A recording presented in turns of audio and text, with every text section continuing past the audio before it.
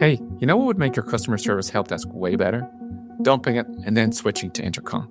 But you're not quite ready to make that change. We get it.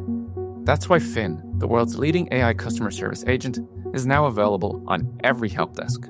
Finn can instantly resolve up to 80% of your tickets, which makes your customers happier and gets you off the customer service rep hiring treadmill. Finn by Intercom, the leading customer service AI agent, now available on every help desk. Bonjour, ici Patrick Pierrat, éditeur d'InfoBref. Voici l'essentiel des nouvelles en ce jeudi 27 mars. Le gouvernement Legault bloque à 3% la hausse du tarif résidentiel d'électricité. La Régie de l'énergie avait annoncé au début du mois que le prix de l'électricité augmenterait cette année de 3,6% pour les clients résidentiels, commerciaux et institutionnels, alors que François Legault s'était engagé à limiter à 3% la hausse de la facture des clients résidentiels d'Hydro-Québec. Eh bien, le gouvernement Legault a adopté hier un décret qui limite effectivement cette hausse à 3%. Pour qu'Hydro-Québec ne soit pas pénalisé financièrement par cette décision, la société d'État réduira les dividendes qu'elle verse au gouvernement d'un montant équivalent au 0,6 point de pourcentage d'augmentation qu'elle ne pourra pas appliquer. Donald Trump compte imposer des tarifs douaniers à toute l'industrie automobile. Le président américain a annoncé que des droits de douane de 25% s'appliqueraient à compter du 2 avril sur toutes les voitures qui ne sont pas fabriquées aux États-Unis. Ces nouveaux tarifs viendraient s'ajouter aux droits de douane existants. Les voitures importées aux États-Unis, notamment en provenance du Canada, étaient généralement taxées jusqu'ici à 2,5%. Mark Carney a qualifié l'annonce du président américain d'attaque directe contre le Canada. Carney n'a pas encore parlé à Trump depuis qu'il a été assermenté comme Premier ministre, mais il prévoyait hier soir de s'entretenir sous peu avec le président américain. Les fonds d'investissement que gérait Mark Carney sont enregistrés aux Bermudes.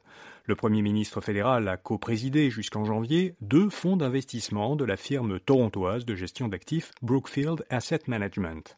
Ces fonds investissent dans les secteurs de la transition énergétique et de l'économie à zéro émission nette. Ils sont enregistrés aux Bermudes, un archipel britannique au large de la côte est des États-Unis qui propose des avantages fiscaux aux sociétés. Mark Carney soutient qu'il ne s'agit pas là d'un évitement fiscal.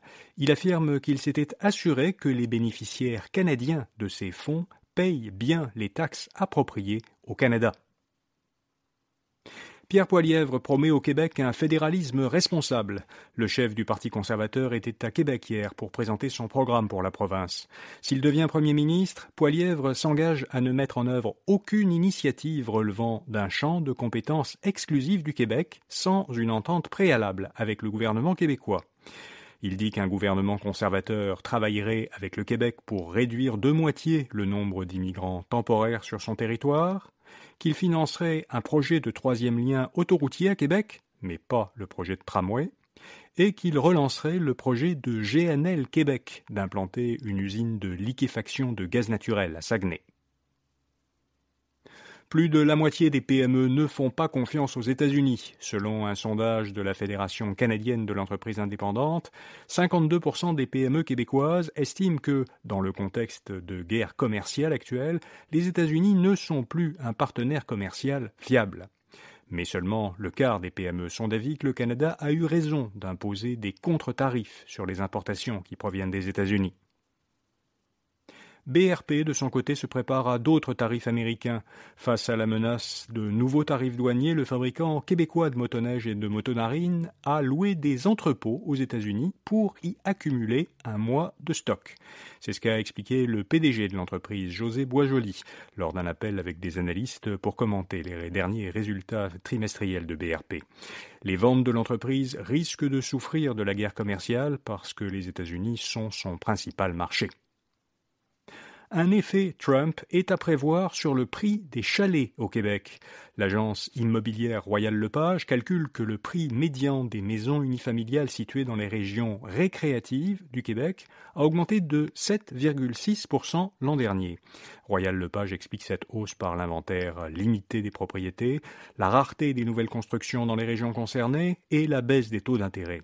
L'agence prévoit que le prix médian va connaître une hausse quasi identique cette année. Cette prévision repose sur l'hypothèse que plusieurs Québécois vont délaisser leur résidence secondaire aux États-Unis pour se tourner vers le marché québécois. La croissance économique du Québec a accéléré l'an dernier. L'économie a augmenté à un rythme de 1,4% selon l'Institut de la statistique du Québec, soit plus rapidement que la croissance de 0,6% qui avait été enregistrée en 2023. L'augmentation du produit intérieur brut l'an dernier s'explique principalement par la hausse des dépenses de consommation des ménages. La croissance a toutefois ralenti environ de moitié entre la première et la seconde partie de l'an dernier. OpenAI s'attend à tripler ses revenus cette année. Ils atteindraient ainsi près de 13 milliards de dollars américains, selon ce que rapporte l'agence Bloomberg. Cette hausse serait soutenue par la croissance du nombre de clients d'OpenAI. L'entreprise, qui est derrière le robot conversationnel ChatGPT, a franchi l'automne dernier le cap du million d'abonnés à ses produits payants. OpenAI prévoit par la suite de doubler ses revenus l'an prochain jusqu'à 30 milliards de dollars et de dégager dans 4 ans son tout premier bénéfice annuel à partir de revenus qui dépasseraient alors 125 milliards de dollars américains. Et puis le nombre d'habitants du Grand Montréal qui se déplacent à vélo a doublé en 5 ans. Selon une enquête de l'Autorité régionale de transport métropolitain, en 2023, 4% des travailleurs de la grande région de Montréal utilisaient un vélo pour aller travailler, contre 2% en 2018. Globalement, en 5 ans, la part des déplacements réalisés en mode actif, marche ou vélo, a augmenté de 4 points de pourcentage. Mais les déplacements effectués en transport collectif ont diminué dans la même proportion. La part des déplacements en voiture, elle, est restée presque stable. Elle n'a baissé que d'1 point de pourcentage. La hausse de l'utilisation du vélo se serait donc fait plutôt au détriment des autres moyens, des moyens de transport collectif. Voilà, vous savez l'essentiel. Bonne fin de journée et à demain matin. Hey, you know what would make your customer service help desk way better? Dumping it and then switching to Intercom. But you're not quite ready to make that change. We get it. That's why Finn, the world's leading AI customer service agent, is now available on every help desk. Finn can instantly resolve up to 80% of your tickets, which makes your customers happier and gets you off the customer service rep hiring treadmill. Finn by Intercom, the leading customer service AI agent, now available on every help desk.